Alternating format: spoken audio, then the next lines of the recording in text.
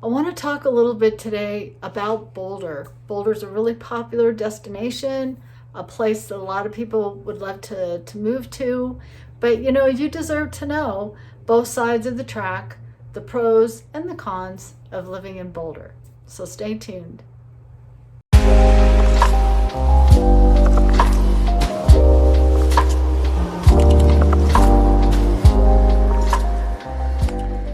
Hi, my name is Carla Howell. I'm with Equity Colorado Real Estate in Boulder County. Boulder sits about 45 minutes northwest of the Denver metropolitan area. The Denver metropolitan area is comprised of 10 different counties and boasts a population of 2.9 million, maybe a little bit more, in the sprawling urban area of the Denver city limits. So if you go northwest about 45 minutes and you take a Highway 36 directly west into Boulder, the first thing you'll notice is how beautiful it is when you look down into that green bowl nestled up against the Flatirons, which are 5 rocks that jet out of the side of the mountain right over Boulder that look like irons. So there's like 5 of them. It's beautiful. The Flatirons is become a symbol for Boulder, and it's been photographed and painted several times by artists from all over the world. The average number of days of sunshine for Boulder is 245 days a year. That's higher than the national average of 205 days a year. And because we're at 5,000 feet or a little bit more than that above sea level, the sun can be pretty intense. What that does for us in the wintertime, though, is it makes us feel warmer even though there's snow on the ground. And most of us can actually live in a fleece coat and maybe some thick sweaters. But in the summer months, it can be pretty intense. And so because we're always outdoors, it's really important to wear good sunglasses, good ski goggles, and some protection sunscreen during the summer. For those skiers out there, Boulder has its own little secret ski area called Eldora.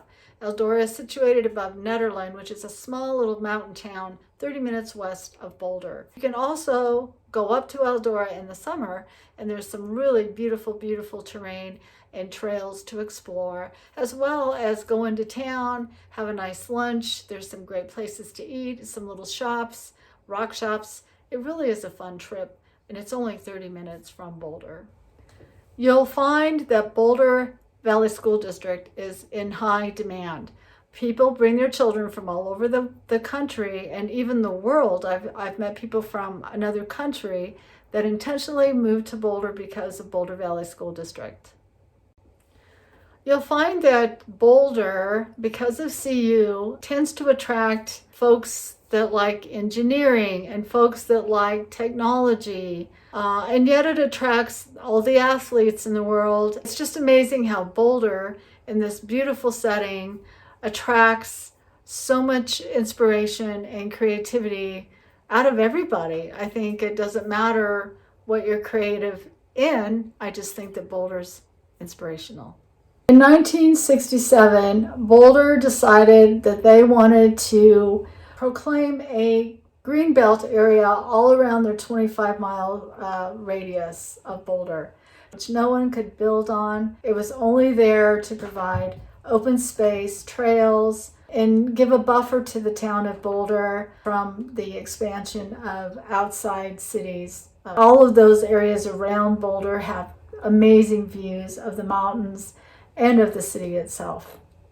I know we talked about the Greenbelt on the pros and why Boulder created this Greenbelt in 1967 that surrounded the town of Boulder, but now it's on my cons list because anytime you lock inventory in, you tend to raise the price of everything, especially housing.